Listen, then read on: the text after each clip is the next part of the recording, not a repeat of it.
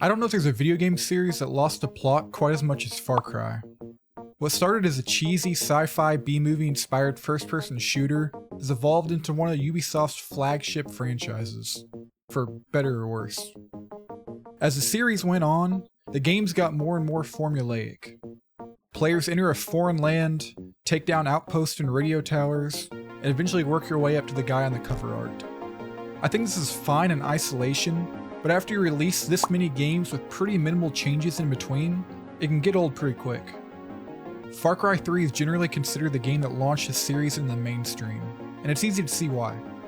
This game is like a well-oiled machine, perfectly designed to appease millions of potential new fans to a relatively virgin franchise. Far Cry 3 was so well received both critically and financially that Ubisoft decided to buckle down and deliver the same game for nearly a decade. Despite how much I like the later games, I'm more interested in the titles before 3, with one in particular piquing my interest. In a way, this game is the anti-Far Cry 3. Viciously beginner-unfriendly, narratively minimalistic, an experience that rejects the power trip game design that the series would later endorse. This game is Far Cry 2, maybe the series' forgotten magnum opus. I'm gonna show my hand pretty early here. Far Cry 2 is my favorite Far Cry game. Now it has a shitload of problems, but I don't think there's a single game that provides the experience that Far Cry 2 does. The question is, how did it get like this? For those unaware, Far Cry began life not as a Ubisoft IP. The series was actually created by Crytek, and if you ever played the first game, this is pretty clear.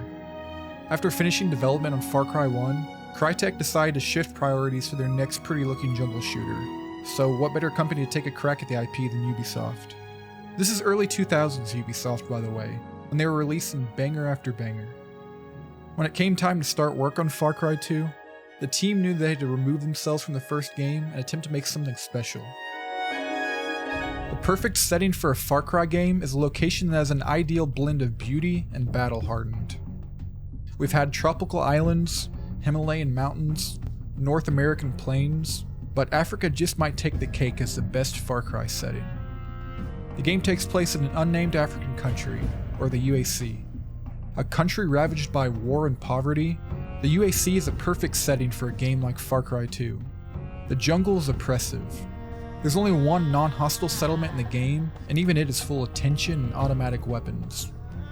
Even though the map is kinda small by modern standards, with a lack of fast travel, you'll be spending a lot of time navigating through it. The environment is only boosted by the game's stellar graphics. This game is 17 years old, and still looks absolutely fantastic. Gameplay is king in Far Cry 2. On the surface this might not look like much, but there are a ton of mechanics that keep people coming back to Far Cry 2 all these years later. Almost everything in Far Cry 2 is done in part to serve immersion. Immersion has evolved into this video game buzzword used alongside shrinking horse testicles, but Far Cry 2 strips immersion down to its very core. Nothing takes a player out of the experience as much as needlessly abundant menus and HUD. No matter what, at any given time, I can just call a timeout real quick and look at my map with zero consequence. This is opening your map in Far Cry 3. Now, in 2. Something as simple as having a physical paper map changes so much subsequent gameplay around it. Instead of just mindlessly following some GPS waypoint, I was plotting my own course, taking into account terrain and enemy locations. Buying weapons isn't some slick graphic art showing badass PNGs of weapons and explosives. Instead, the fuzzy glow of a CRT monitor in a dimly lit shack.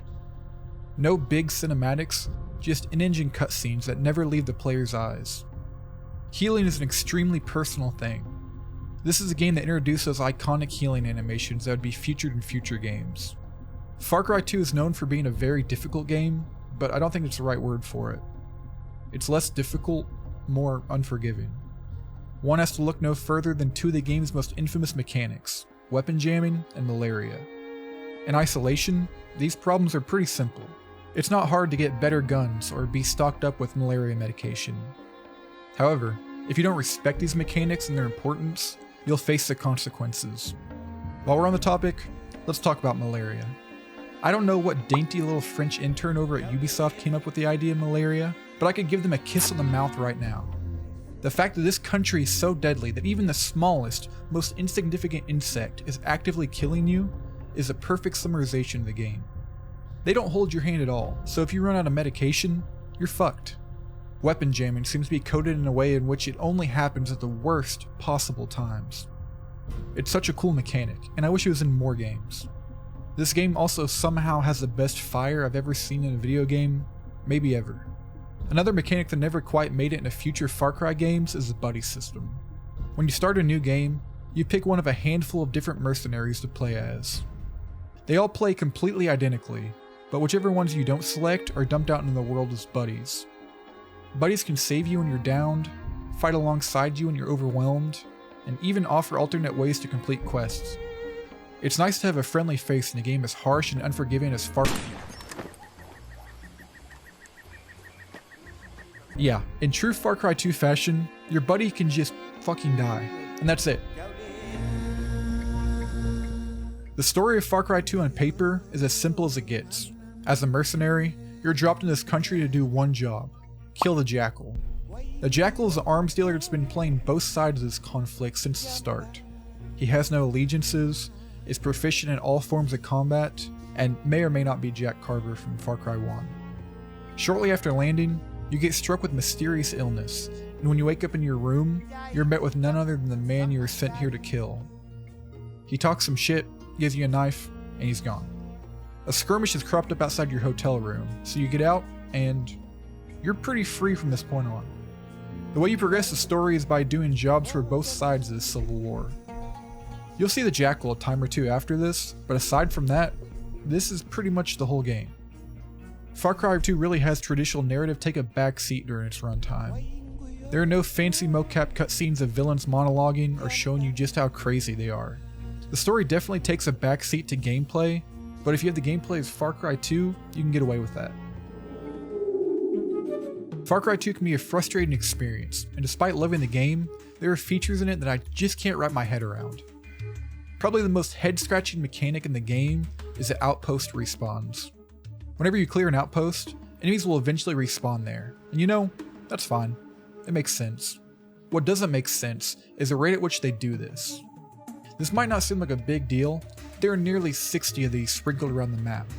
Pair this with no fast travel, and it just makes traversal feel like a chore, which is a shame.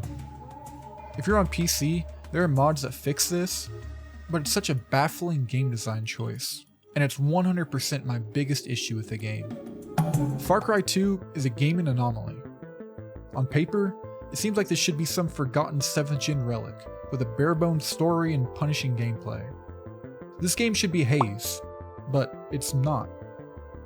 After replaying it after some time away, it was one of the most refreshing gaming experiences I've had in a long time. It's almost post-apocalyptic in a way. It's just you and whatever gear you brought along, navigating this foreign land that's been out to kill you since day one. And when I say this out loud, it sounds a lot like Stockholm Syndrome.